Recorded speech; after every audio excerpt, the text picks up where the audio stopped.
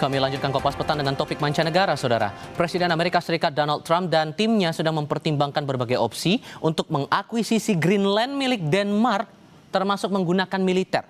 Pejabat Gedung Putih menyebut Trump sedang membahas berbagai opsi untuk mendapatkan Greenland, termasuk membeli wilayah itu dari Denmark, menjalin perjanjian asosiasi bebas dengan Greenland, hingga menggunakan kekuatan militer. Menguasai Greenland adalah prioritas keamanan nasional Amerika Serikat, meskipun ada tentangan dari beberapa pemimpin NATO.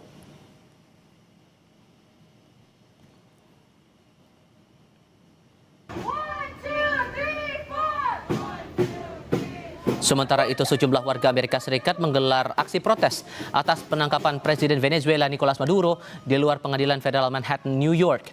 Para demonstran membawa bendera Venezuela dan slogan menuntut pembebasan Maduro dan istrinya. Mereka menilai Trump tidak punya hak menangkap Maduro dan mengganggu kedaulatan negara lain. Presiden sementara Venezuela mengumumkan masa berkabung selama 7 hari, menghormati mereka yang tewas dalam operasi militer Amerika Serikat. Sedikitnya 24 petugas keamanan Venezuela tewas dalam operasi militer di ibu kota Venezuela, Caracas.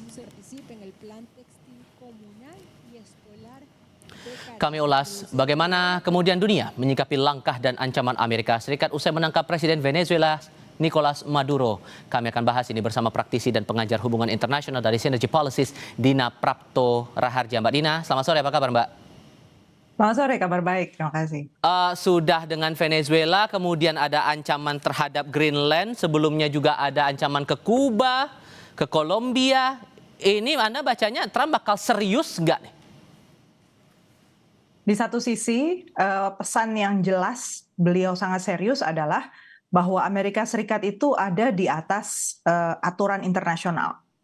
Dan bahwa Amerika Serikat serius mau melakukan riset terhadap, riset itu maksudnya kembali ke nol lagi ya, aturan-aturan main di tingkat internasional itu mau diputar ulang kembali supaya lebih menguntungkan Amerika Serikat.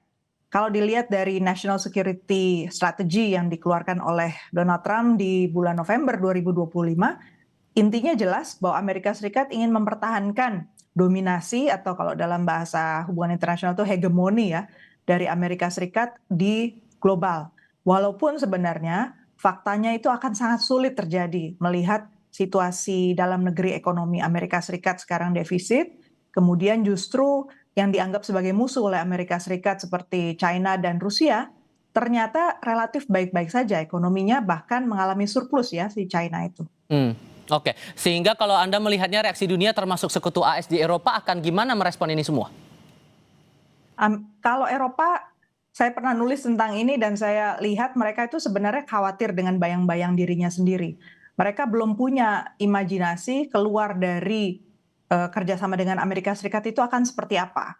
Biaya yang harus ditanggung itu mereka sebenarnya juga belum punya alokasinya yang memadai. Mereka butuh waktu beberapa tahun untuk bisa independen, bisa otonom dari Amerika Serikat. Itu sebabnya di NATO misalnya mereka masih sangat gigih ya, berusaha untuk membuat suara NATO solid dan berusaha untuk mengiyakan saja apa yang diminta oleh Amerika Serikat. Cuman dengan kejadian Greenland ini kan kelihatan bahwa Amerika Serikat betul-betul nggak peduli sebenarnya dengan NATO, at least di bawah Donald Trump ya. Oke, dan Anda membacanya reaksi Rusia dan Tiongkok akan bagaimana kemudian? Kalau China posisinya kan sekarang menjadi pendana untuk PBB. Jadi dia dalam posisi untuk tetap mempertahankan dukungan internasional lewat PBB sebagai mekanisme multilateral.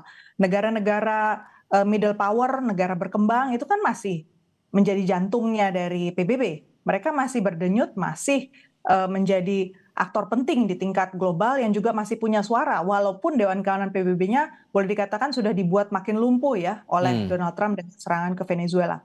Rusia dalam posisi untuk tidak membuka konfrontasi yang lebih lebar, tapi bukan berarti kemudian dia tidak akan terlibat kalau ada konflik yang sifatnya menyenggol dirinya atau memprovokasi dirinya, dia bisa tetap masuk ke ranah persenjataan.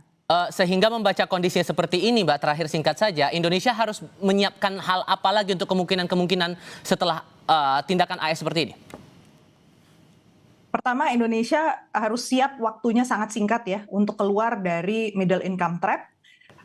Dan kedua, agenda politik luar negeri Indonesia betul-betul harus serius keluar dari agenda prioritas Presiden Prabowo semata.